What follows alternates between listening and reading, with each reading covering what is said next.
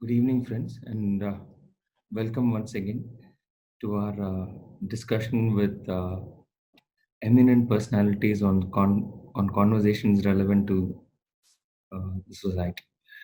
Today's conversation is on a very interesting topic, something which affects the entire strata of our population: elections and the role which money or economic influence plays in deciding the outcome of a democratic process. Now, elections in India have always been a tumultuous task, primarily given the scale, the diversity, and the sheer magnitude of the people voting and contesting. I mean, nowhere in the world would you find challenges abound to this level of degrees, and more so across a geography which is so complex and diverse in terms of culture, in terms of languages, and again in terms of the domestic circumstances. I mean, right from northeast to Kashmir to Tamil Nadu to the end. So we've got a, you name an issue, we have it in India. And we also have this case of issues happening, case for booth capturing, case for violence before election, money is being distributed. But what we also need to understand in this backdrop is we hold by far the largest election uh, the mankind has ever seen, and that number has only been breached year on year. And just to give you a quick background or of the landscape what we are in, nearly 900 people voted for the Lok Sabha. Uh, I wouldn't say voted, 900 people were eligible for voting for the 2019 Lok Sabha. We had more than 8,000 plus candidates, more than a million polling stations, 10 million plus uh, personnel who were pressed into services. And we also had circumstances where a single polling booth was set up for a single voter. So that is a kind of commitment to democracy the institution of election commission has shown, and which is precisely why we lead such a peaceful social existence in a country which is completely fragmented with culture, language, and various social practices. To discuss this, the case for election, the transition of power, which has been so smooth in a country which is just 70 years old, and a country which has witnessed bloodshed in the past centuries, whenever there was a transition which took place. Today, the transition in democracy like ours is literally seamless, smooth. What does it take for elections to happen in this country? What is the role of elections in this country? And how are these being conducted? Now, that's something which, as a common man reading from the media, we would never be able to gauge. And who better than the State Election Commissioner of Telangana, the former State Election Commissioner, and one of the renowned bureaucrats of our country, a gentleman par excellence, someone who's achieved both academically and professionally, both nationally and internationally, to discuss with us on this conversation, none better than Dr. Rajat. Sir, it's indeed a pleasure to have you with us today. And all of us are extremely eager to look forward to your thoughts and views, and more so your experience in managing elections in India. So coming back, sir, coming back, friends, before I would let Dr. Rajat Kumar take over the stage, it's indeed my pleasure and privilege to, to introduce Sri Rajat ji for the benefit of all of us and to really understand what kind of a profile we have today with us. Dr. Rajat Kumar is a senior officer of the Indian Administrative Service, currently working as a principal secretary of irrigation and environmental departments of Telangana. And I'm given to understand he runs one of the largest irrigation programs in Asia, if not in the world, spanning an estimated budget in excess of $40 billion, mind blowing. In the past, he's worked in various policy making and policy implementing positions with the state and central governments in India, as well as on independent consulting assignments in US and Europe. Till Feb 2020, he was Chief Electoral Officer of the state and was responsible for the conduct of highly successful elections to the State Legislative Assembly and the Indian Parliament in 2018-19. He believes that a vibrant and a robust democratic process is the best means to ensure long term peace and prosperity in the world. So, we would definitely want to have a longer and a deeper conversation in this regard. Dr. Kumar is an alumnus of the prestigious Indian Institute of Technology and holds a master's degree from Harvard University in Public Administration and International Development. He also has a doctorate in economics from Osmania University in Hyderabad and a recipient of many awards, including the Asia Pacific Environmental Fellowship and the Joint Japan World Bank Fellowship Award. He's an avid traveler and has visited more than 25 countries, both on personal and professional engagements. In his spare time, he enjoys playing golf, hiking, and reading. Dr. Kumar, it's indeed our pleasure and privilege to have you with us this evening. So, to start off with your opening remarks on the role of elections in democracy, and how would you rate in terms of the journey which India has had since her independence? Thank you, sir. By the way, I mean, I don't know, we always talk about its size and complexity and all that. But few people know that as far as man management and scales and logistics go, it is the biggest exercise in the world, period. There Okay. is no other event that happens which matches its scale. And Wow. I thought I will be more conversational in this discussion because, True, true, but please. there are PowerPoint presentations and visuals which are like, quite striking. For example, like, I mean, even for having there are visuals of like my polling staff coming across Himalayas to set up a voting booth for, like 15 people who live in a habitation. The legend goes that there is one polling station set for one pujari, a person who does worship in a Hindu temple, located within the Gir Correct. forest. So, these kinds of complexities, it is all right. I mean, as Karl Marx once said, at one time, like quantity becomes quality. So, the whole challenge here is to orchestrate such a huge exercise with a military discipline, ensuring that the last voter is able to come and cast his or her vote. No inconvenience is faced. There are all sorts of people to reach out to them, to advise them, to tell them about their rights, about their duties. It's a humongous exercise, and I think like it was one of the most challenging assignments that I've faced in my 30 years of career with the Indian administrative service. You have given a fairly decent introduction about like some of the numbers involved here, but some of the things go beyond the numbers, like, I mean, it's like I say, there are Telangana has about 38,000 polling stations. Each polling station, about 1,500 people come and vote. So it's like organizing that many functions where, like, 15,000 people you have to serve them proper, like this thing meal, organizing a small wedding or something like that. It's really, really a like challenging thing.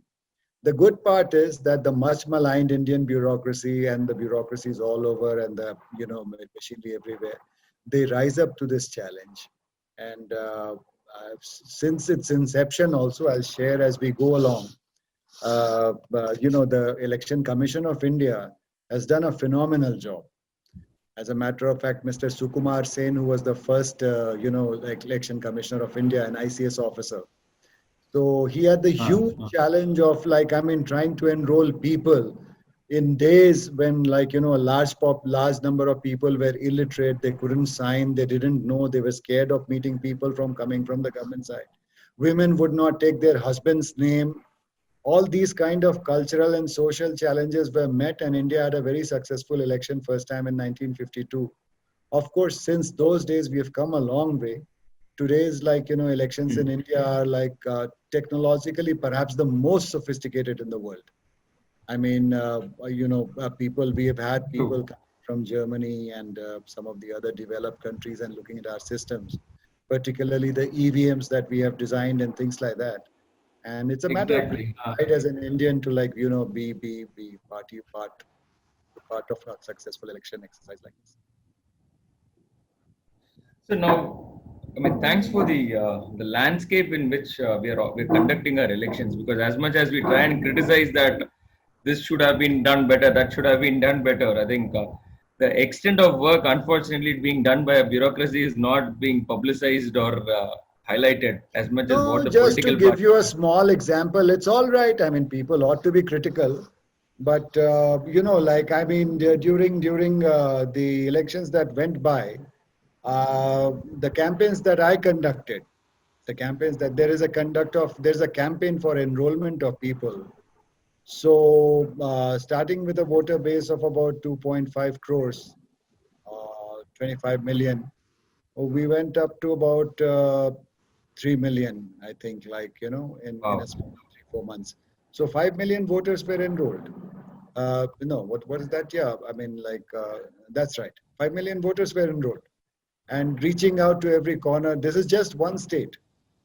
So Get it, it is get scale it. of, yeah, these are people who are living like, there are poor people, there are marginalized sections, there are migrants, people come, they go, and you can't drive this campaign too casually because there's a danger that like then like people will start getting enrolled.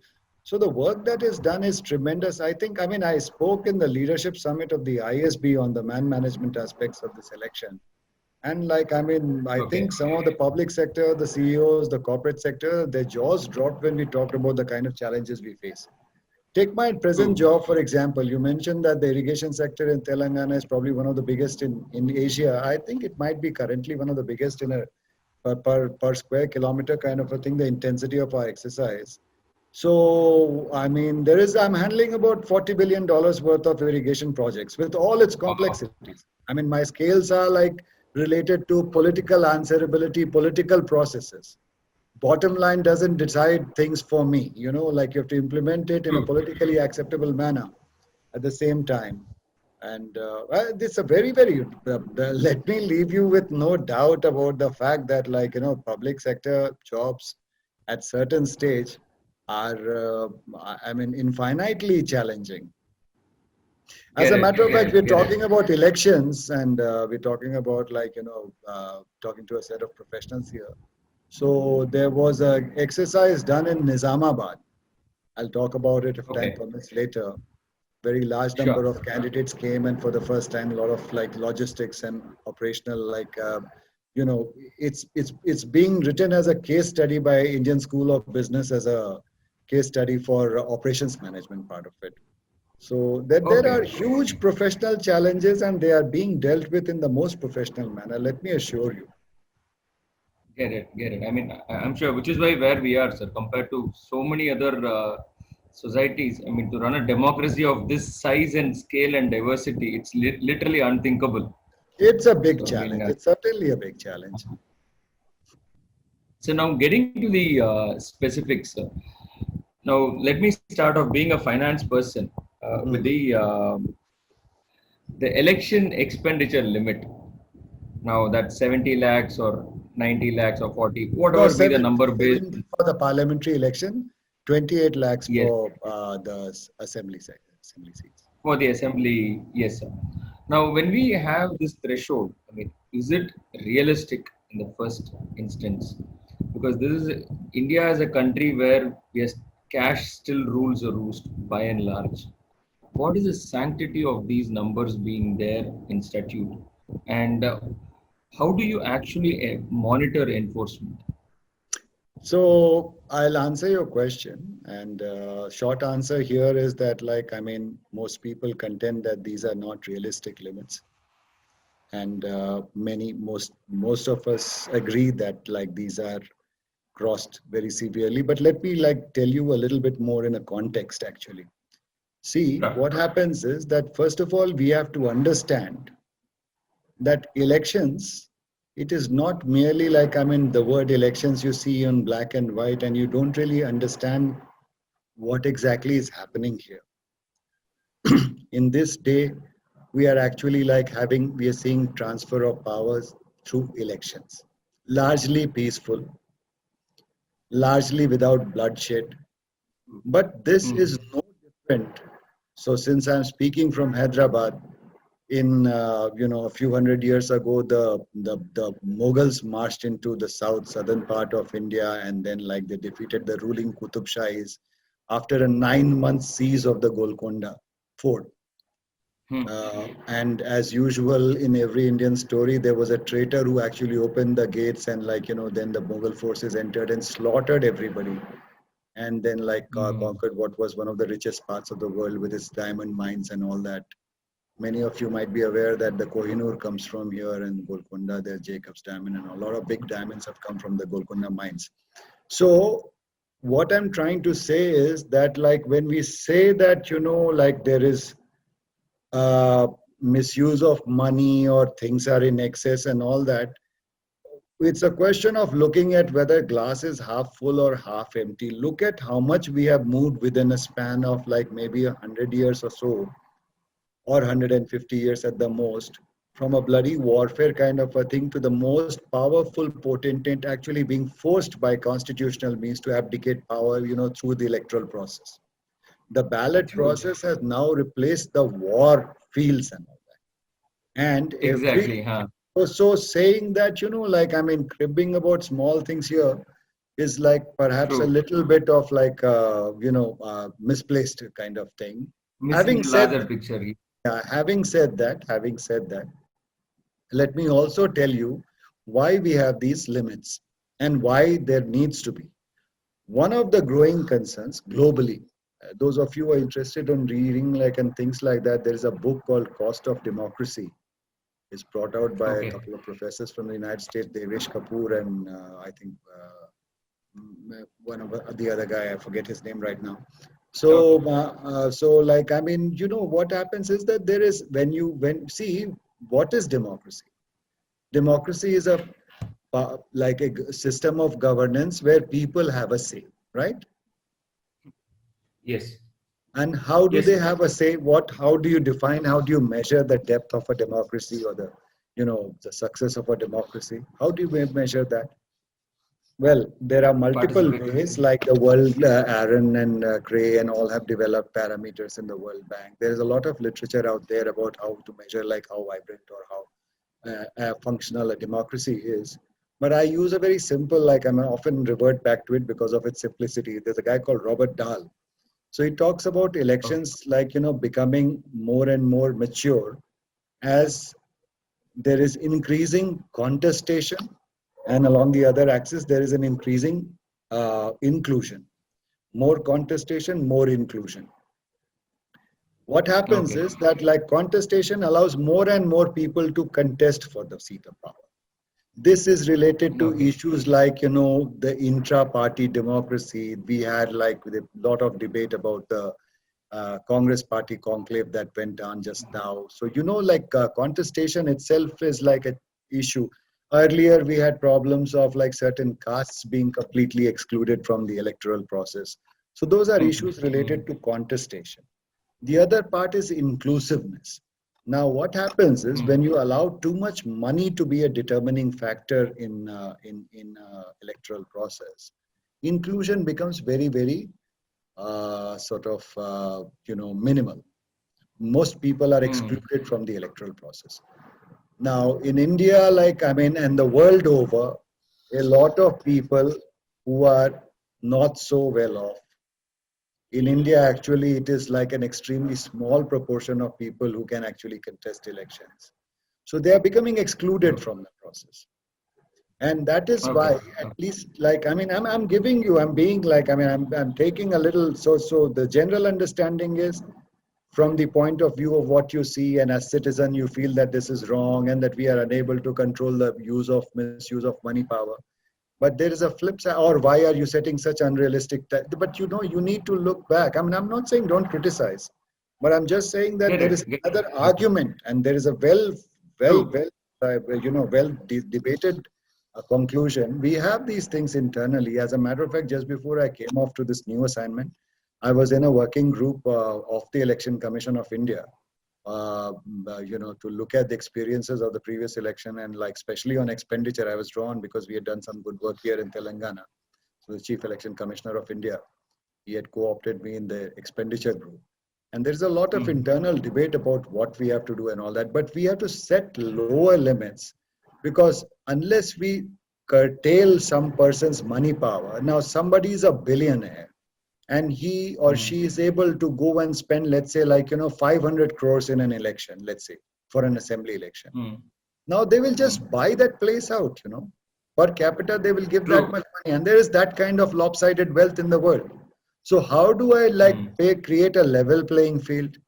I create a level playing field by putting somewhat realistic, I mean, there is a pull it downwards, restrict election expenditure as much as you can, so that even a farmer in the field just feels like he goes about and he has a level playing field and has an equal chance of getting elected as a Get it. Get it. Get it. multi-billionaire. So it's not like a ridiculous kind of limit that we have put, but it's a Got balance it. between the Got it. demand for inclusion and the Uh, need for being uh, realistic.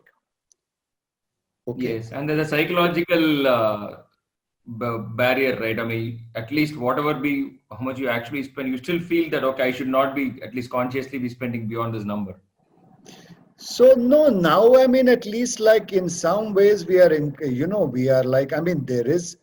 You asked me about how do we enforce it. Actually, you've asked enough questions to take a 1 hour talk this thing here right away. And I'm trying to actually break it into pieces, and also I'm trying to say somewhat in a different way from the way the question was framed, taking liberty just to expose things. I mean, if I restrict myself to the questions that you're asking, the other debates may not come out. So what are the concerns from True, the other true. side? Please, sir, please. So one Got it. is I mean, when you said that these limits are not realistic, these limits are imposed with the full realization. We in the Election Commission understand the kind of role that money power plays. Okay, and I also gave you an example of a medieval war that took place to capture power in similar manner. Yes, Why? Because yes. today that bullets are being replaced by money. See, I want to capture power. I have $1 billion. Why will I not spend money? Mm. By hook Mm. or crook. But at least the election commission makes sure that you spend that money, you are actually committing a crime, right? Mm. If you Mm. exceed, and if I catch you, then you will be answering for it. Now, Mm. Mm. so that is what we are trying to do here. Otherwise, it will be completely, free for all. I mean, the guy who has money. As it is, one of the bigger dangers, the biggest things, I've talked about it. I've talked about it in various forums that have been speaking about the electoral process. I've talked about it in the working group thing also that I was a member of till recently. So one of the things that is happening today is that, say, I mean, a ballpark figure, my own guess, somebody in India who's not having a net worth of, let's say, 10 crores. Mm. It's India is a vast country. The kind of wealth we are talking about is extremely distributed in a very different manner across the states and across the cities and all that, and the rural areas. But roughly, I mean, a ballpark figure for everybody to understand. If you're not worth 10 crores, say a million, million and a half, or something like that, dollars, you have no realistic chance of actually getting a ticket and winning it. Now, Mm. the next question I ask is that out of this population of 130 crores, how many people are having a net worth of 10 crores? Mm. As So per you are tax effectively statistics, should be less excluding, than yeah, 20,000. yeah. Sorry, you're a finance guy, No, you should as answer. per no, yes, as per what the finance minister said 3 years back, less than 40,000 people had more than 1 crore of income per annum. So And going so by if that you put statistic, 10 crore means so we 1,000 should, people, 500 people, 2,000 people, 5,000 people, or the yes, number of max, people who are standing, you'd mentioned about 8,000 odd candidates, yes, whatever. So those are the yes, only guys who can afford to stand. And then there are I mean, how many people have a realistic chance of winning? How many people get tickets from major parties? There are these concerns. So if we let money, we have to control the use of money. We have been successful. get, I come from North India, and in the days that I mean, I've started taking active interest in electoral process and became a voter and all that. muscle power used to rule over there. In the north, you had like the mm, so-called Bahubalis who would just go and capture booths. They will intimidate certain segments into voting for their mm, mm, candidate and mm. things like that. Nowadays, like in Indian democracy, the muscle power usage has become pretty much. We have actually been very effective in tackling that. And it's not an easy Okay. job. It's not an easy job. Mm, Given mm, like, I mean, we are a developing country, resources are constrained. People are shocked when like they say, wow, why couldn't you send forces over there? As a chief electoral officer of the state, like, I mean, the forces are simply not available. I have these many manpower. That's it. There's not enough for me to mm, man. Like, I mean, I am running like elections at 37, 38,000 booths.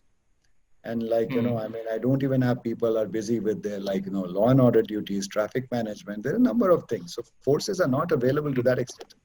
And mm. controlling muscle power has been one of the major developments, if you look at it, since the 1980s. It's been done Okay. through Okay. soft measures like, like video recording of the candidates and like keeping like, it's been done through hard measures like introduction of the electronic voting machine, which is actually like a major, I don't know, there's a controversy associated with this. If your audience is interested and if you ask me about it, I'd like to No, elaborate about absolutely. that. That's part of the questions which we have already received from audience of the Hmm. EVM versus paper ballot, and your Yeah, take sure, on sure. No, I'll address it after as this. we go along. Yes, yes, yes. So now, I just want to take from where you mentioned this book called Cost of Democracy. That's right. Now, from an economic standpoint, so we've always felt democracy is extremely expensive for economics, for the economy primarily, not because of the voting machinery or the way it happens, but it does not let economic measures or initiatives to go to its logical conclusion at the pace at which it is desirable. Now, as someone now you are implementing irrigation projects, there would be a need for acquisition of land.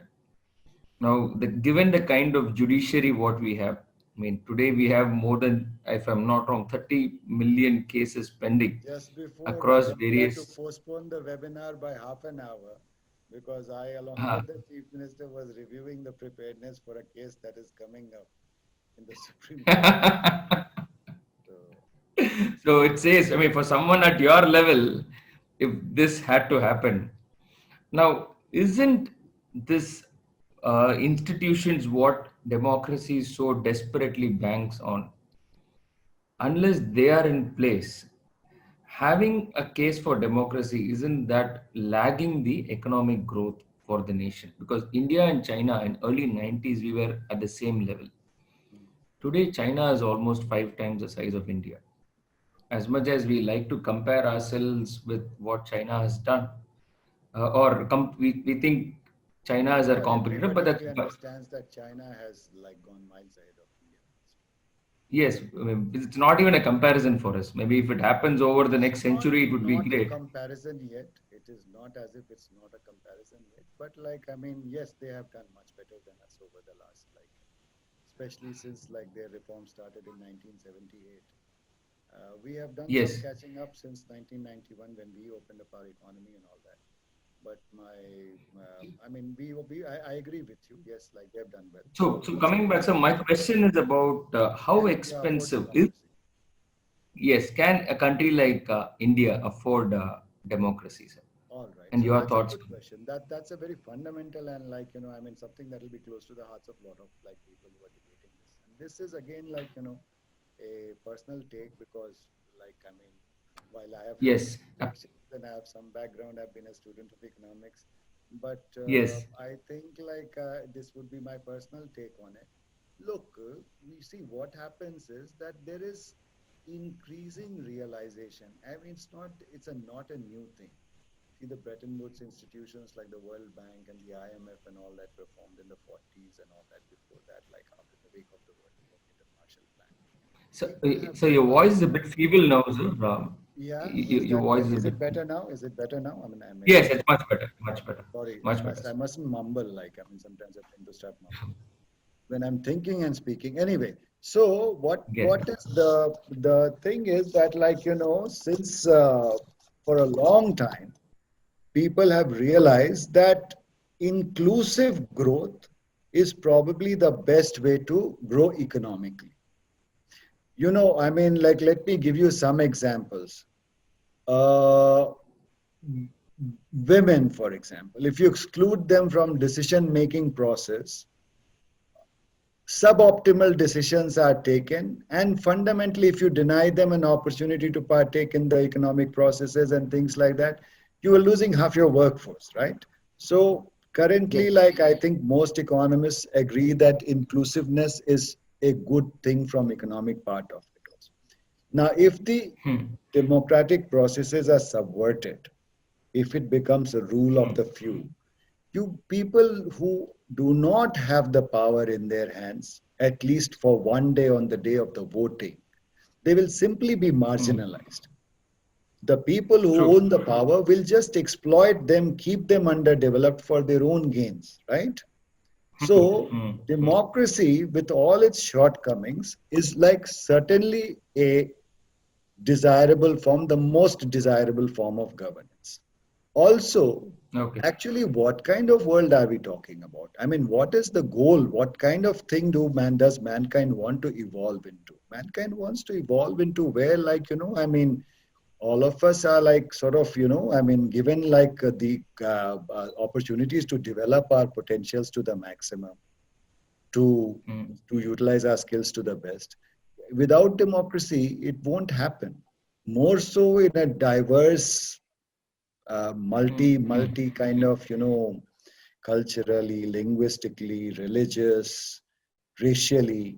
India is so Hmm. diverse. As a matter of fact, one of the things that like was written about till very recently, like fairly, like seriously, is whether the process of nation making in India itself is complete. If we didn't have democracy here, I fear Hmm. India as we know would not have existed. Parts of the Okay. Okay. northeast, parts of the south, they would have like not been joined in the process. It was like they were princely states, they were integrated by Sardar Yes. Patel and all that. So like the process has been Uh-huh. completed only because there is a democratic glue binding. And when I say that, I deeply believe that like democracy like is the only way to a lasting peace and prosperity in my CV. I really Uh, mean it. I really mean it. So democracy, okay. it's not Oh. the question of not affording. So now coming to like, I mean, the issue of China versus India, that's Hmm. not really an issue of democracy. I think that's an issue of Okay. governance. That's an issue of choices we have made. Okay. Uh, and I think the story is not as like the Shah Rukh Khan dialogue goes, picture abhi baki hai mere dost. So, Hmm. like I mean, India and China story is not complete. Like, let's see like what happens in 2050 and 2100. You must remember, like both Okay. the countries have like come out of very, very dire straits. China had its Boxer Wars. India had its like colonial period and all that. Both came out of like we both, I mean, suffered about till the end of 1900s and then to I mean 1800s on that. So the countries are both young. Yes, somebody has like done more disciplined kind of like diet and exercises and has grown some muscles, and we are at it Hmm. still. So, but I think the story is not yet over. I don't know. I am a deep believer in democracy. I'm a deep believer in democracy. Oh, okay. I mean, really nice to hear some profound statements what you made. More in terms of it's not how much we grow, it's what mankind requires, right? I think the Absolutely, feel of absolutely. The inclusiveness. both Yes, aspects, yes, like I mean, I think for growth itself, democratic processes are better, and more than that, what are we actually eventually aspiring for? true, true, true. I mean, after all, at the lower rep, people only have hope and sense of fulfillment. Yes, sir. Absolutely. So now coming back, sir, in terms of criminals in the electoral process, Mm. people with we have seen that the recent measures where people with questionable with criminal cases, convicted criminal cases, are not allowed to beyond 2 years of conviction, are not allowed to contest. But we still see a significant number of people with criminal cases being filed, standing in the electoral process. As much as we understand that one, the judicial process is slow and it's very easy to file a criminal case to taint someone's image in this country, is it something that we are destined to live with, or we shouldn't even bother too much in terms of a perception standpoint? No, no, no. This one thing, I mean, I'll tell you with my personal like experience, as I mentioned about the use of muscle power from the days of 1980s to, I mean, you would have followed the Indian elections to 2019. There were no large Yes, scale cases of like, yes, abduction, killing of candidates, terrorizing, like, I mean, there were terrorist yes, activities yes. in Chhattisgarh and all that. But really, like, I mean, the kind of like things that we used to hear about, like ballot boxes have been taken away and somebody's run away with it, and then ballot stuffing, booth capturing, like Mm, the some typical Hindi cinema kind of dons going around, like, and like, I mean, shooting people mm, if they didn't mm, vote. And mm. those things are just finished over here. Similarly, I would Yes. say that like those with like, I mean, the heinous crime kind of a thing, I'm not saying that it has been eliminated, but like we have met with considerable success. And the percentage of people with like, criminal records and all that is largely coming down. See what happens, a person in public life is also like, I mean, victim of vendetta from his political opponents. So cases are foisted against him or her.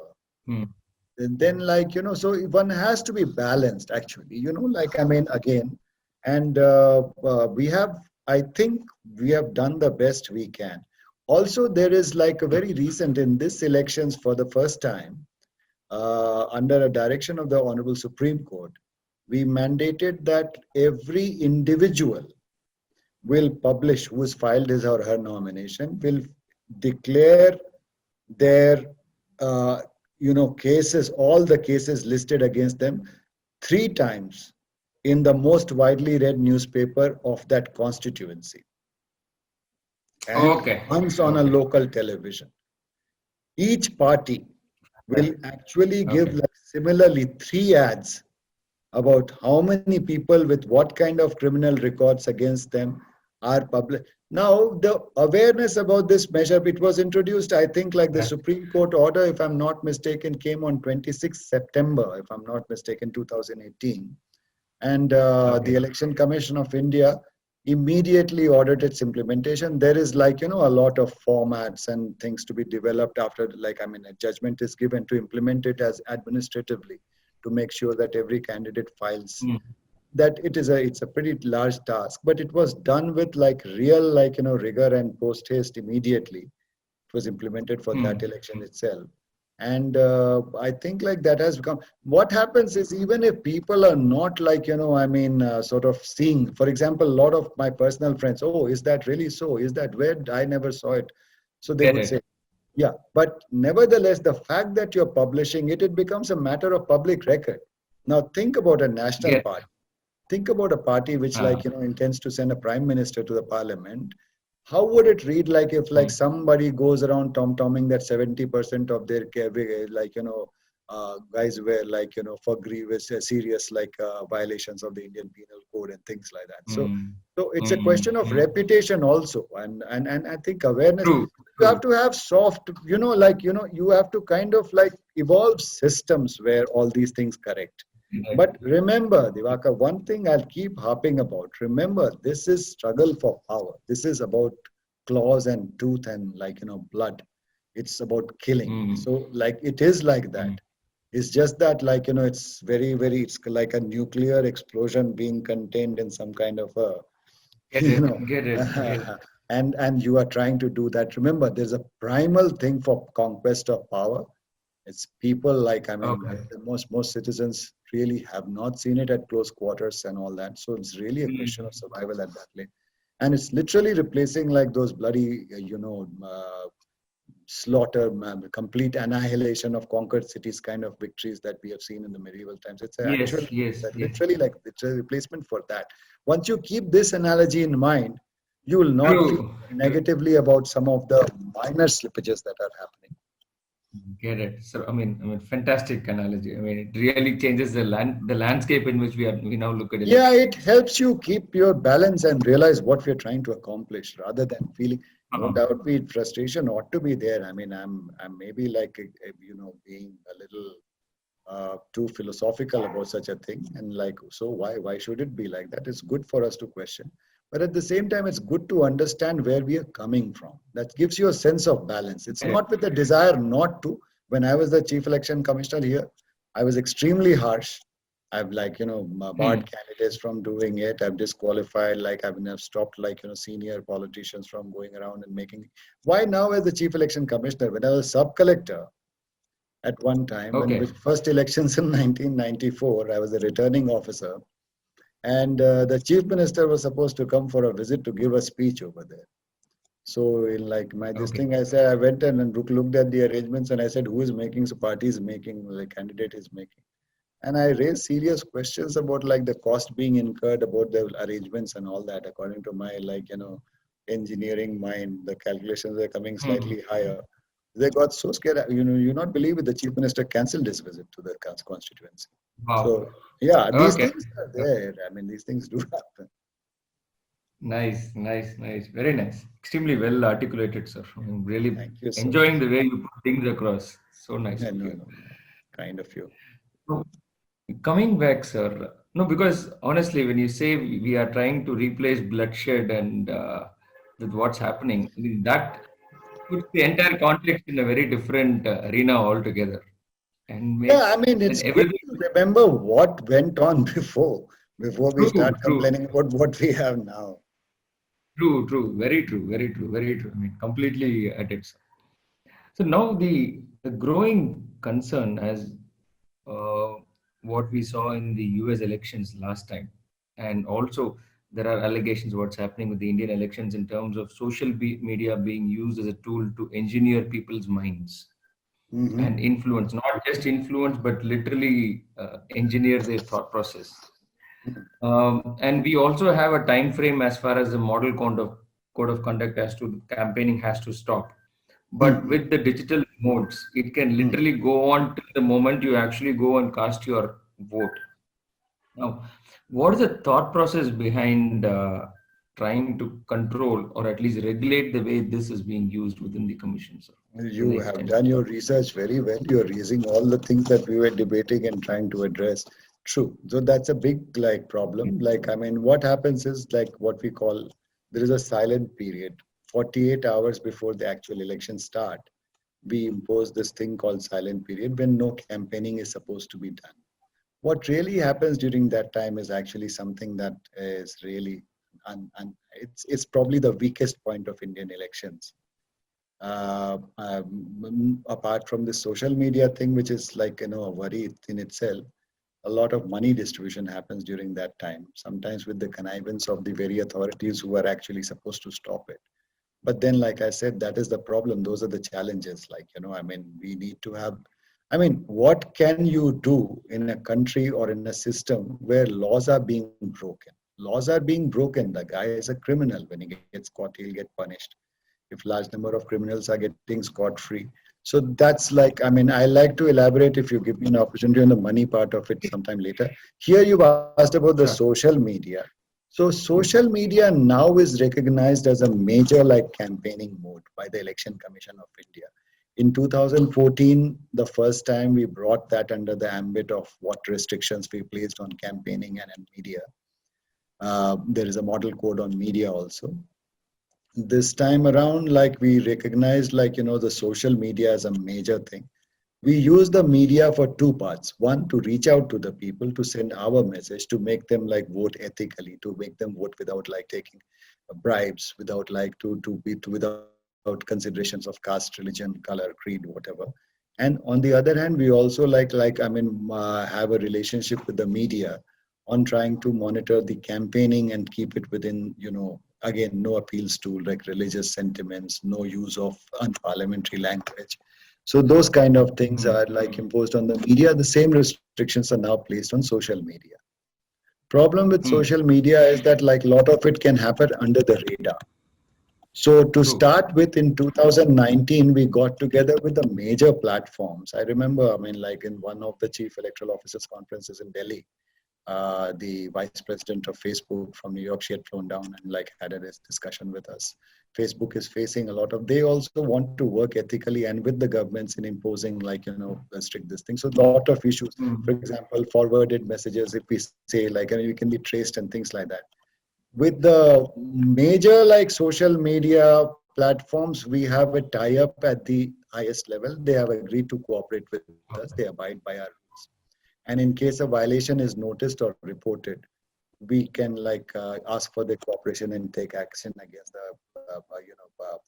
people who have done the wrong thing under our laws. But things like WhatsApp and all that, which is encrypted and like it's within like a small group and things like that, it's very difficult. Mm. We act on Mm. complaints. If you complain that such and such Correct. thing is going on, then like I can put my cyber cell around that. I can trace out who is doing Okay. those kind of mischief and things like that. But seriously, it's a work in progress. Like I mean, we are beginning. We have Okay. started doing. It's not that we are ignoring it, but it's like work in progress. I admit. Get it. Get it. Get it. Okay. Interesting. So now, I mean, I'm also getting a lot of questions from the audience directly on my WhatsApp. So this is happening on three channels: one through the Okay. Zoom, one on Click Meeting, and it's going live on YouTube as well. Oh, So one of the questions, yes, I think there is a junior member who's raised a hand. I'll just let her speak, if it's okay. Just, yes, Hello, Kansana, sir. go ahead.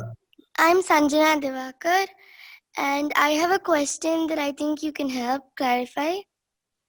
Do yes, cinema please. celebrities have an unfair advantage over the decision of election because they create favored movies, and the donation and other campaigning they do might impact the votes?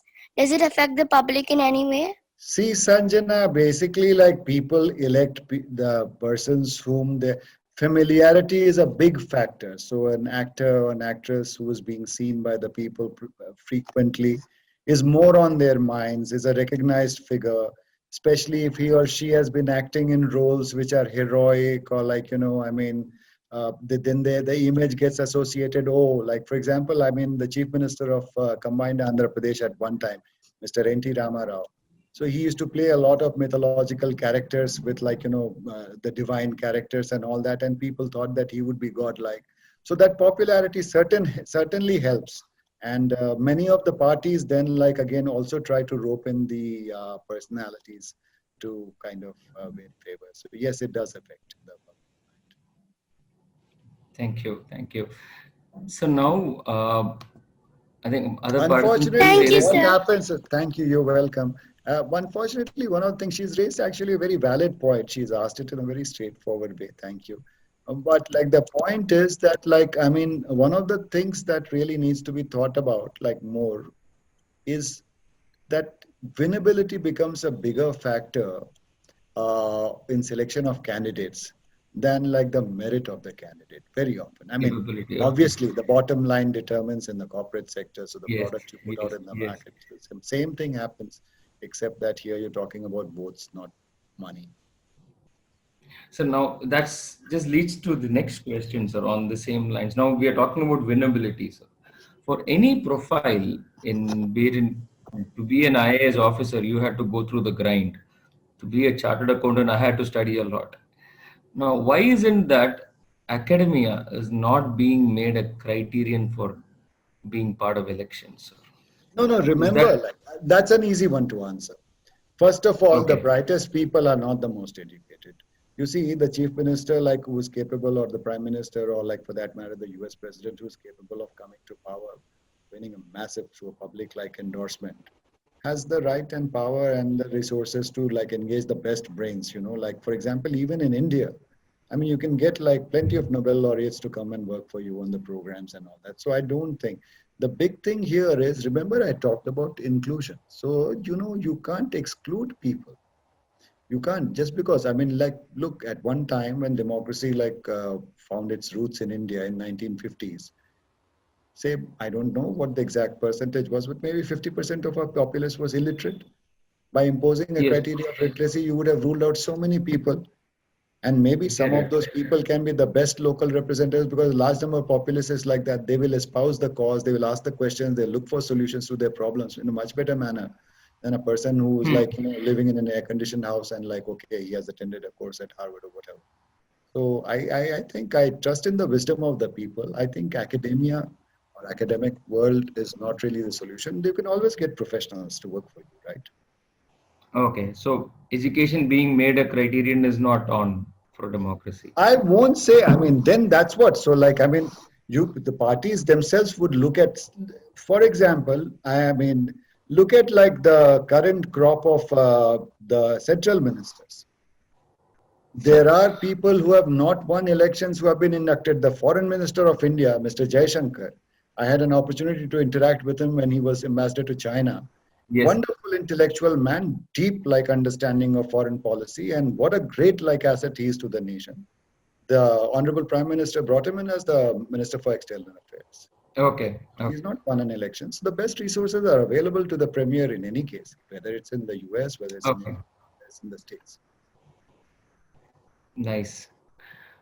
So the next question which has come is about getting back.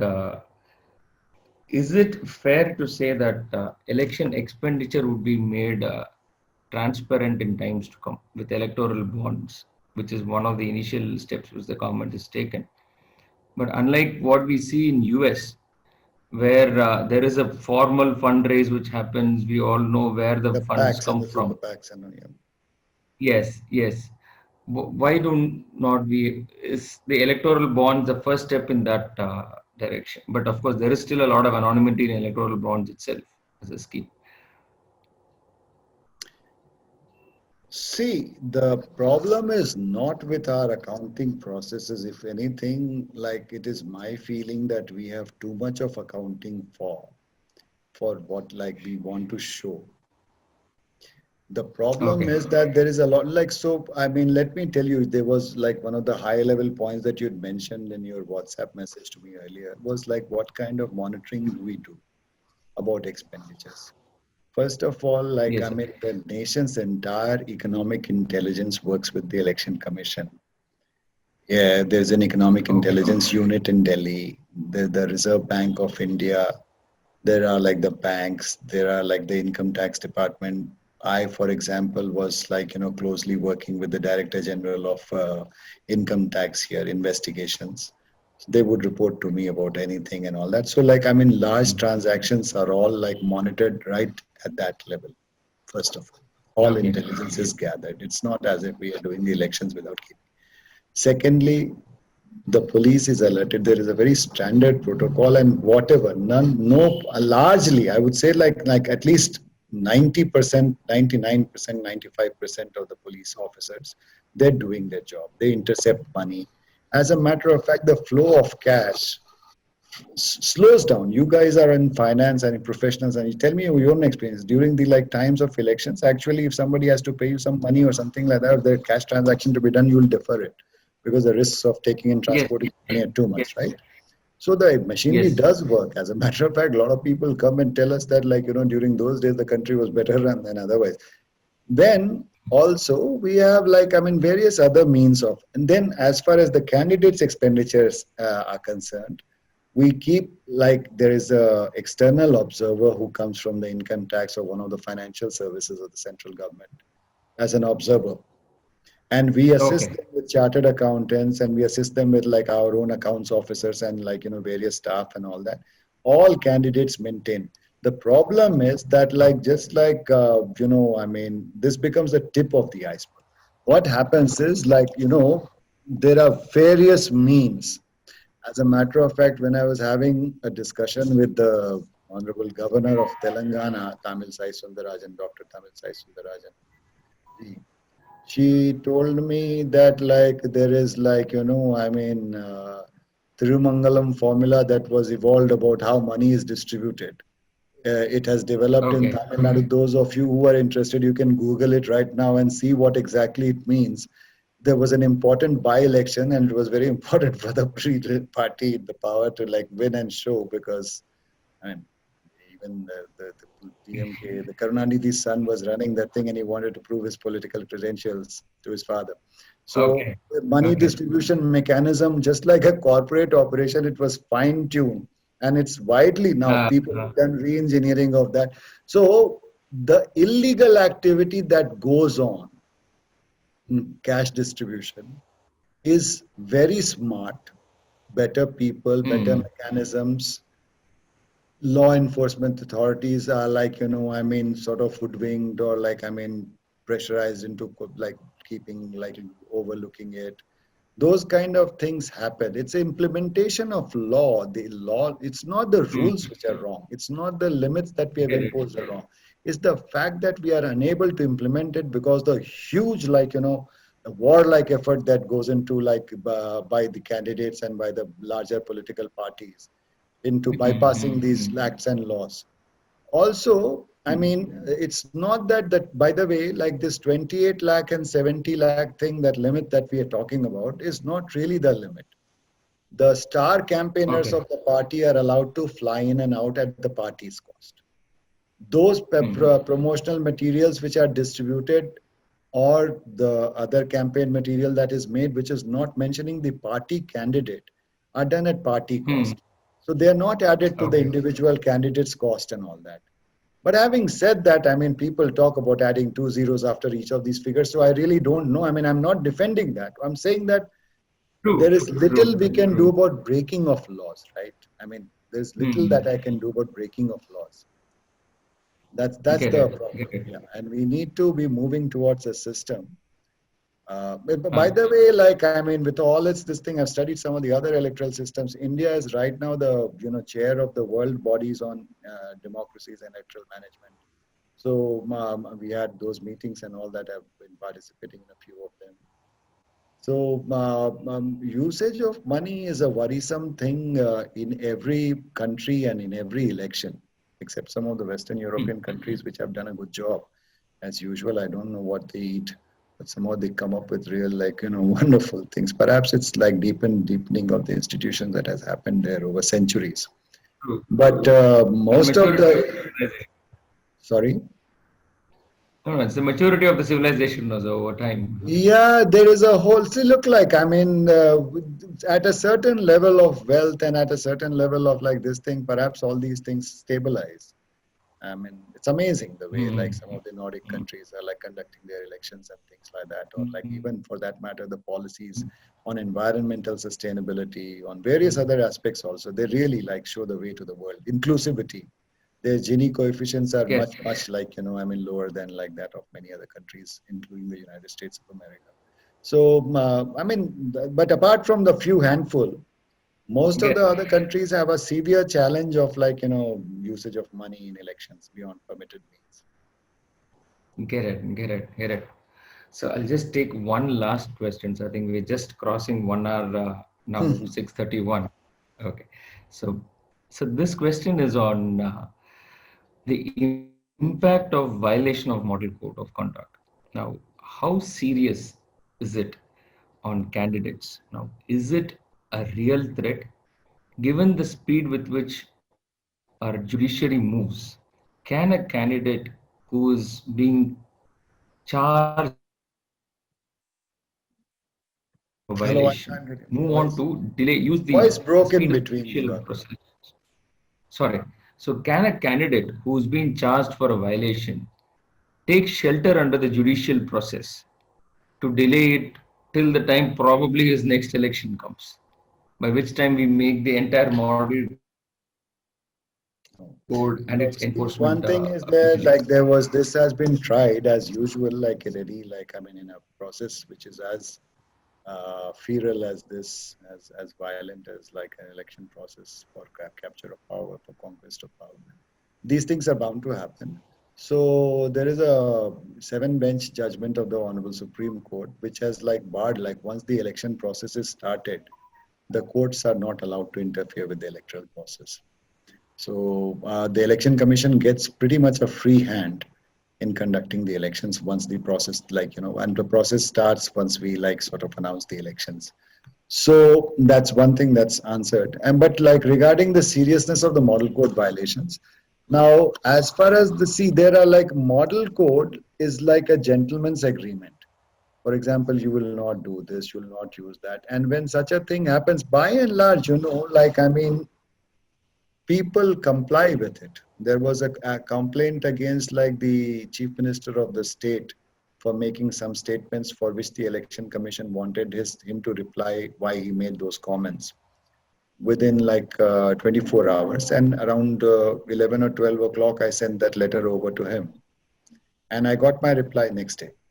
So they comply with Wow. that. Like, it's not as if it's like an institution, you see. If the culture teaches you to respect elders and largely everybody like accepts that, then people follow that.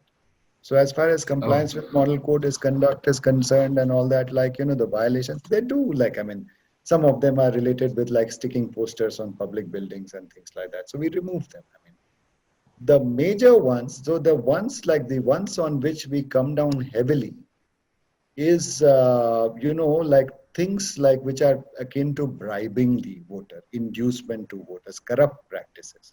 Mm. Corrupt practices include like appeals to religion, caste, and all that because they incite communal divisiveness, right? So it's Mm. strikes Mm. at the very Mm. fundamentals of our constitution. Then there is like, of course, the monetary inducement part of it, and then like expenditures going up or finding illegal cash and things like that. So gradually, we have been like tightening our prosecutions, and there have been like, for example, one of the elected members like of Kerala Assembly was like barred from holding. He was actually, I think, nominated to be a minister, and then like he had to lose his seat because the court upheld like that he had violated, made an appeal to religion, and he was lost his seat. So Okay. instances are there. Again, remember, like, I have conducted elections. You will not believe like the kind of heat that is generated. Your phone is ringing 24 by 7. And when I say 24 by 7, I mean 24 by 7. You are not sleeping. People are coming. Their big leaders are queuing up and complaining about this and that. In Mm. that, Mm. there are a lot of false things flying around also. You have to Mm. keep a very calm head, act on Mm. those which really are bad. And all said and done, I think, like, I mean, the election commission has come off with really flying colors, like, I mean, not just this time, but multiple occasions in the past too. So it's not as bad. Yeah, more can be done, but remember, we have to take a balance in overreacting and then like here Get the it. principles of justice that let 100 guilty people escape, but not one innocent be punished. The Get type it. Get it. like that kind of thing is more important here. Get it. Get it. I think sir, I've got another 11 questions to be looked at, but I think I would stop here as committed. It's an hour, and we've already overshot by 10%. Though if you have like that thing and one or two, if you want to ask, like I would have taken actually Certainly, 10 or certainly, 15. sir. I would love. Yes, sir. So I the am I next, am not in a hurry, those who can leave and things like that, but let me cover sure, these things certainly, because I would like people to be aware of it also. If I will answer quickly, I won't take much time. sure, certainly, certainly. So the next question is in terms of reservations, sir. Mhm. Now, there is this talk about when we also have women reservation in the parliament. We don't have Now, the women's reservation in we don't. parliament. There is this conversation which is going on. Happening, right, right. There are, We have them yes, for panchayats and all, yes. yes. So, what is your take on reservation of social castes or social classes? I Caste-based would. reservations are already there. There are constituencies which are reserved for the scheduled caste and scheduled tribes. See, like I mean, the you see what has happened is historical denial of rights will take a long time to correct. So I personally think that it's a good thing to reserve certain things. And personally, if you ask of him, but purely in a personal capacity, not even as the principal secretary, not on behalf of the government at all, but in a personal capacity, I think women's reservation would be a good idea because like I mean, as a male and as a administrator, I've been very, very like humbled by like how perceptual differences persist, the way world is perceived, the world, the desirable objectives are seen by the men and women. So I think like, I mean, certain degree of representational, like, diversity issues and all, they are being recognized even in the corporate sector, right? So I Yes, think there's yes. a space for, there's definitely a place for them. Okay, okay. So now the next follows from there. How does Naxal affected areas manage electoral processes? So it's a huge challenge. And actually, like my colleague in Chhattisgarh was the Guardian, like the London newspaper, the English British newspaper. Have you seen, those of you who would have heard of the movie called Newton? There was this officer who goes and conducts elections in Bastar area in the movie, very well received. Okay. And with the Guardian wrote an article called Thousand Newtons or something like that, like, I mean, referring to that Indian movie. Because seriously, like just after a blast killed many of the CRPF personnel, like the next day's elections were not only conducted peacefully, but they were Hmm. also conducted like with one of the highest ever witnessed voter turnout in the Naxal affected areas of Chhattisgarh. I have 13 assembly constituencies which are affected by what we call LWE, left wing extremist affected areas. And there is a very serious protocol. The time doesn't permit me, but we monitor, largely relying on intelligence and our anti-like terrorist and anti-Naxal operations and all that. We work very closely with the law and order machine. We don't work closely. Actually, they work right with us. I mean, they are there. They're part of the team. So, and there are well-developed protocols. Okay. Except for a few areas, I don't think the Naxalites or the other like separatist groups and all that honestly disturb the electoral process per se. Okay. Okay. Okay. Okay. So the next question is more about again getting back to the model code of conduct. So at that moment, whenever a decision is made, is that decision appealable within the Supreme Court, or it goes up, or at No, like whenever? I said, the jurisdiction of courts is part during the court, like I mean during this process. So Okay. the thing is that like this, so what happens is many of these, there are two types of model code violations. Those which we view seriously are punishable under the IPC. And Okay. like apart from like barring them from campaigning or asking them to apologize or something like that, sometimes we Mm-hmm. also register an FIR. There are various sections of the 171 CPC under which various like offenses are described, primarily those, and then some other sections also. And then when we go to the courts, then it's a process, judicial process. Once the election period is over, then like when the FIR is going on, then it will follow the normal, like, evidence will have to be produced and it will be weighed by Mm-hmm. the judge, and like then a judgment will be pronounced, finding them, him or her guilty and all that. So that becomes a judicial. But during these 2 months or 3 months during which elections are being conducted, Jude courts are, you cannot go and appeal in the courts of order against it. Like you have to just abide by the orders of the election commission. Okay. Okay. Okay. So the next question is on the fundamental structure of Indian democracy. Now here, even if the single largest party gets to rule, they Mhm. might not have captured more than 50% of the votes. Let's say a party with 32, 33% gets to vote. I mean, gets to rule the country, even though the remaining 68 or 70% have not Have not preferred. voted for him. Yes. So, is there a better way to refine this, or is this something which we'll have to live with it in terms of See, how on in democracy? theoretical studies on democracy, there are multiple I mean, first of all, the presidential system itself, where the chief executive is directly elected by the public. Hmm. So that's like, and there have been advocates in India who have said that that might be a better thing given the powers that the Prime Minister of India enjoys. Then Hmm. there are like, like, I mean, the runoffs and things like that that are practiced, Condorcet like elections and things like that. There are a lot of different methodologies. Uh, I think, see, what happens is that it's not really like, so on a related note, like, people say that what is the use of like this none of the above, NOTA, NOTA, like Yes. alternatives that we have now. But you see, what happens is, I mean, I also interact with a lot of politicians, not only during the elections, but like, I mean, the ministers and the members of the House and Parliament who come to me in my capacity as an IS officer, work related. And all of them across the board, they would like to do well in the elections. This is their bread and butter, right? When they Yes. get less votes, they want to cater to a larger, they want to increase their vote base. Politics for them is a career. They are there to like do, public good, public service, or whatever. I mean, good for themselves, whichever way you look, but it's a career for them, right? And and believe me when I say that they lot of all of them actually want to do some public, there is always a desire. There's always a Mm-hmm. desire to, like, of course, lobbying and other things. And just like in the corporate world, there's an objective and then there's a personal, there is your, like, utility like function for the, corporation organization, and there's an individual utility function which sometimes conflicts. But all politicians have that, and the signal is sent to them. I think for its simplicity, and also given, like, the kind of heterogeneity that Indian society is, like this thing, this first Mm. past the post system is probably a good alternative. The other Okay. thing is proportional representation. The advantage of that would be that, this fragmentation of parties, political parties we are Yes. seeing, would like Uh, kind of be curtailed.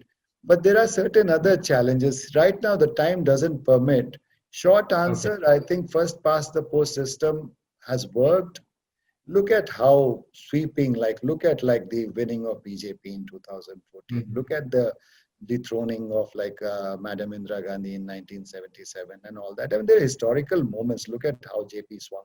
So the first part, the post system works. Voters are largely aware, and the public mandate usually, politicians, the very powerful politicians whom I've had occasion to interact with at personal level, seriously respect and fear the public mandate here also. Nice. Very nice. So the next is again about state funding of elections. Now, where are we in terms of thought process? As a poor nation, do we even have the budget to Budget or is not a constraint, Divakar. Basically, the issue here is actually when I was part of the working group on expenditure, I began as a votary of public expenditure. There are huge okay. challenges. How will you prevent, like, sort of like non-serious players coming and availing state funding? Exactly, It huh? became a racket. And so parties are to be funded. How would it be like done on what principle and things like that? So public funding is a huge challenge to implement in, like, like the kind of systems that we have here. Get Having it. said Okay. that, like, my recommendation at that time was, of course, I'm out of it now, and like none of my recommendations are in bind, but my personal thoughts was that we can move towards it. Even today, we allow, like, candidates of recognized political parties certain time on the media for sending out their message. So Get it. similarly, like some more, maybe some printing presses could be, for example, bringing out, like, their, like, publicity material. Okay. Maybe like some kind of rates are fixed for, like, providing food and all for the public Hmm. rallies and Hmm. things like that. So bit more of, like, government stepping in, but then again, our government agency is going to provide all that and all that. A big question. It's a difficult. Ballot papers are printed. A lot of things are done by the public exchequer in any case. So Get there's a it. Get it. Get digitization it. of the electoral process. But We- I think, like, Let's see. We public have fund, but budget is not really a constraint. Budget is not really a constraint. we do have okay. We're talking about another 7 or 8,000 crores. I think that should Big not be deal. a I number. think, like, if I'm not mistaken, the figures for the 2019 parliamentary elections were around 55,000 crores. Okay. So talking about another 12, 13% for candidate Shouldn't expense. be, shouldn't be. So now we've got a question. I think Sundar would like to ask. Sundar, can you just unmute and ask question yourself? Hi, sir. I'm actually native of Andhra Pradesh. Okay, so I have right from my younger days, I've seen whenever I started following politics, I've seen most of cult leaders. So whether it is NTR from our own state or now Mr. Modi or earlier Vajpayee. So now you see the people voting more for these kind of cult leaders. So in this kind of a situation, whether a parliamentary style of democracy or whether presidential style of democracy will more suit India, because both at the state level, whether in Tamil Nadu we earlier had Jayalalitha and Karunanidhi, like this, in all the states we have cult leaders. Whether such kind of a presidential style of democracy will suit us. That is the first question. Second one is about holding elections simultaneously, both for the state assemblies as well as the central parliament. And now maybe what I said to here is the government is trying to have a single voter list now. This discussion has started now. So No, what's we your view do on have, this? we have a single voter list. By the way, there is only one voter list. The entire country has, and like, I mean, recently we have gone on to an electronic platform, very sophisticated electronic platform with, I mean, a number of very feature rich, entire country's photo ID, this thing, voters' identities like can be matched and verified and things like that. Yeah, so you were talking about a common election for parliaments and assemblies and all. Right. So first question was regarding the cult figures. You see, like, I mean, it works both ways, you know. There are cult figures like N.T. Rama Rao and, some other offhand I cannot recall. But like, I mean, in the national movement, we had Panditji and all these people who were cult figures of their own variety, maybe not from the movies, who became Jayalalitha.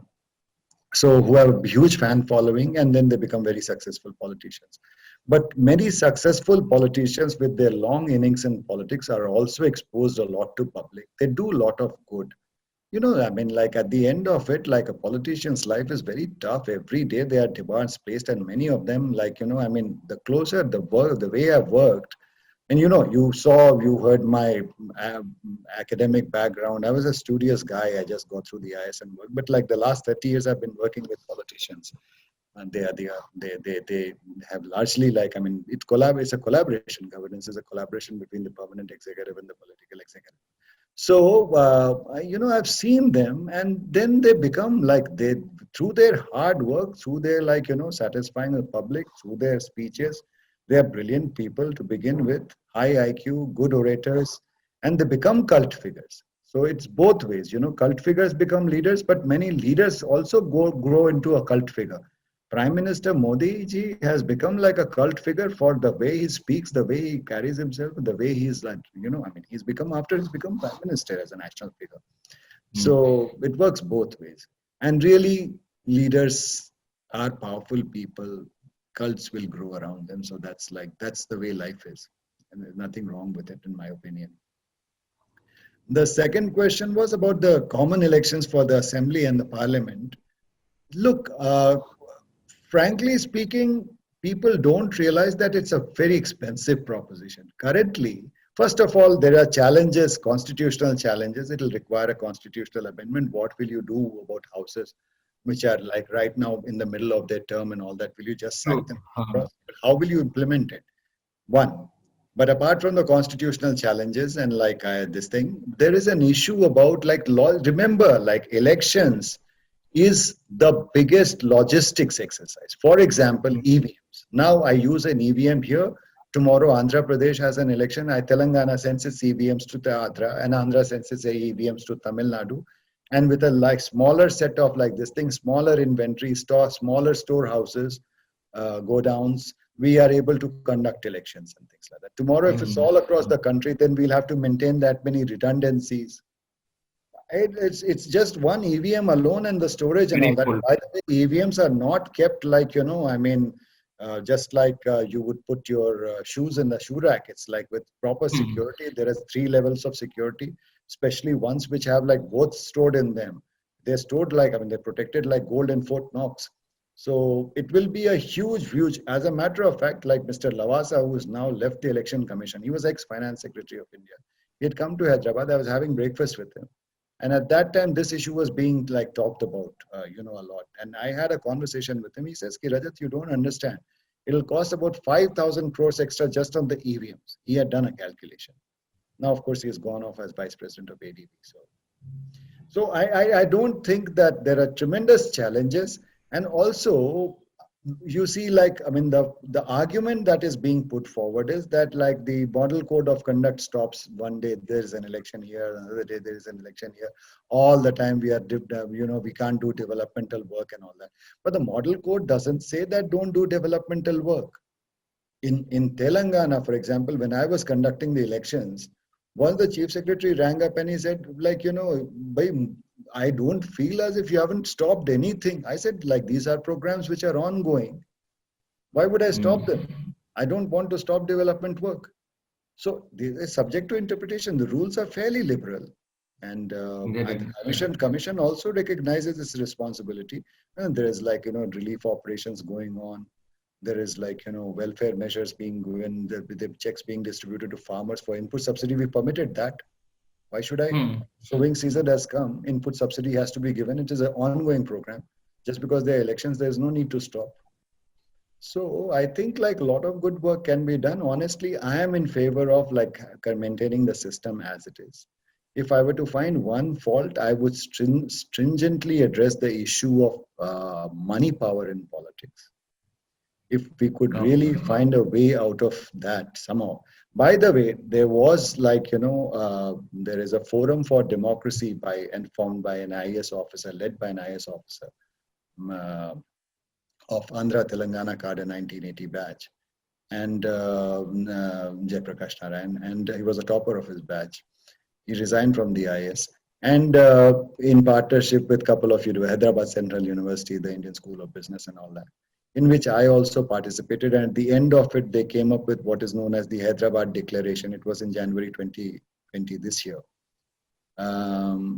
which has talked about how money power can be controlled, but a little bit aspirational at this stage. The implementational Okay. aspects need to be examined and things like that. But there's work going on. I think the big problem right now is to make our democracies more inclusive and impose intra-party democracy, better financial norms, and things like that. That would be the biggest challenge. Okay. So thank you, sir. So, but just a counter, sir, on the arguments which you gave against merging elections or having one election is, say, if we see Mr. Modi, he's perennially on the Though this is campaign trail. Prime Minister Modi's like personal agenda, he's very, very committed to it. And Mr. Prime Minister is like actually a very tall leader. We will abide by what decision it comes. I'm speaking in my individual capacity. I'm telling you about this. Yeah, I mean, like, if it comes, No, but as a nation, sir, if we consistently keep on having elections throughout the country, either state, I mean, assembly or Lok Sabha elections throughout the year, it happens with 30 states. Some election or the other keeps happening every year. and what's the You are, harm? where was the harm? It's more about a distraction for the central government. So there is, because one Why side there you is have, distraction for central government? The model code doesn't apply to the central government. They can go ahead and do everything that they want. the issue is, sir, now you need to have your feet in the Rajya Sabha to get the key bills passed. And the outcome of state elections No, a no. I bearing. understand their need to get seats, and I also need their understand of the central government to get like win elections in states. That's not like that. That's not really the point here. I'm saying that nothing stops them for doing work. They can do I anything agree, they sir, but want. Like, I the mean, no, model uh, code doesn't bar the central government like no, it's from. not about model code, sir. It's not about model code. Let's say Mhm. uh, 2019, the parliamentary elections got over, and now over the next 4 years, if we are going to have another 10 or 15 state elections ensuing, Mhm. imagine a party like BJP. Mr. Modi would be campaigning in all those 10, 15 states for the party By instead of running the state country. leaders campaigning there.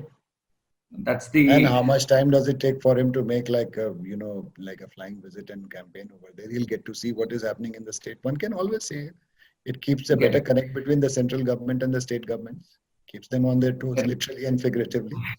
But I'm not being glib here. I'm saying that like personally, I don't see much of a point, and I do know that the commission has also been like giving very serious thoughts to a single this thing based at the behest of the prime minister. So Okay. it is a very serious agenda. I'm speaking in my personal capacity. Absolutely, sir. Absolutely. Yeah, the logistics, look at it. Look, see, one of the big things is, by the way, I mean, some of you may not know, at the time of the elections, the entire railway like is catering to movement of personnel, central paramilitary forces from one state to another. The dates, there is not much mystery in like, guys say, oh, yahan ka date kaise aayega, wahan ka date kaise aayega. It's not like that. The dates are decided on the convenience of the logistics, how to move troops from here to there, right, to man the elections. It's a manpower requiring. It's a huge, huge, huge, huge logistics exercise. Where will you find the forces to conduct elections across the country like on one go?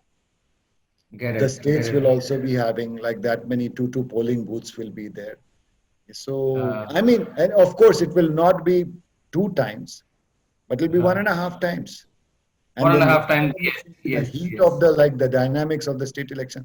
So I see, I mean, since I've been part of this debate largely and I've taken this stand, I'm only espousing my views here. I'm Correct. not denying that there are pretty pressing these things from the other side. As a Correct. votary of like letting the system continue, I'm not going to give you the arguments from the other side today. Get it, get it, So get it. that's Yes, sir.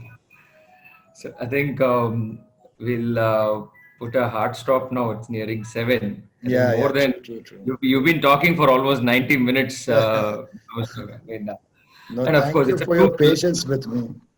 No, no, sir. I mean, it's a true pleasure. I think it's more like having gone through a class in public administration. No. And I think you're a gifted orator. So the way you put things across is, I mean, it really makes it a You're being pleasure too to kind speak to to. me. No, I mean, of course, having been in the thick end of it, and I mean, I consider myself to be engaged with the problem. The primary reason why I've come to the IAS and why I've chosen here, I could have taken an easy route to the US and things like. A lot of my classmates are there, things like that. My get-togethers are more probably better attended in San Francisco than in Delhi. But the thing is that you want to think about these issues. Even at Harvard, I pursued a course on development and stuff like that. So, I mean, these are things that really engage me mentally. I have thoughts on this, and I'm very happy you gave me a platform to share it with the professionals and Our intellectuals. pleasure, sir. Our pleasure, pleasure, and wishing you all success in your nation to helping. I mean, in building Thank you, sir. help this I'd like to nation. close with one thing. See, I mean, people say this all very good. Like I'm very happy, and I took this time. Today actually I took time off. I thought today would be a holiday, but suddenly it turned out that it was not. And then people start keep ringing up. Even now, I've got a couple of calls which I've ignored. But I took it off, and I wanted to address because I think like the awareness, especially amongst the people like True. who are attending today's thing, the intellectuals, the professionals, will actually see a new dawn for India. When people True. like us start voting, when people like us Uh, start engaging with public issues and policy problems and things like that, because politicians have their ears to your demands, the voters' mm, demands. If it's only the farmer who's going to go, then farmers will keep getting free electricity. If it mm, is only the landless laborer who's going to go, then you'll only have these welfare measures. And I'm not saying that there is no space for them.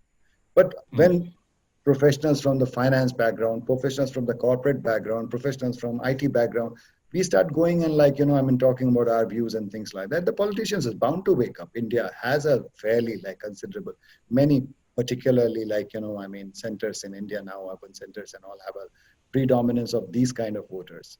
And then Mm. policy will be made for you, security for a Get working day, it. transportation, public transportation, environment. These will become like the mainline agenda if we take more active interest in politics.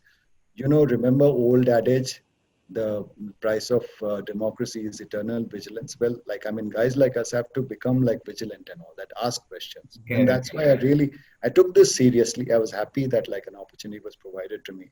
Moved away from this field, but Okay. still passions are there for it, and passions are there for the country. So I thought that I'll take this time out. Thanks again. Thank you so No, much. our pleasure. It was really time extremely well nourished. So I wouldn't even use the word spent. That's No, no, demeaning your so effort. I understand. Nourished all our thoughts and truly looking forward to having you once again sometime later, sir. Oh, Whenever thank you the so time much. comes. Thank you. Thank you so Pleasure much. and wishing you all the best, sir. Thanks a lot for your Take service. care. Have a nice evening. Have a nice weekend. Thank you. Bye. Thank you, sir. Great day.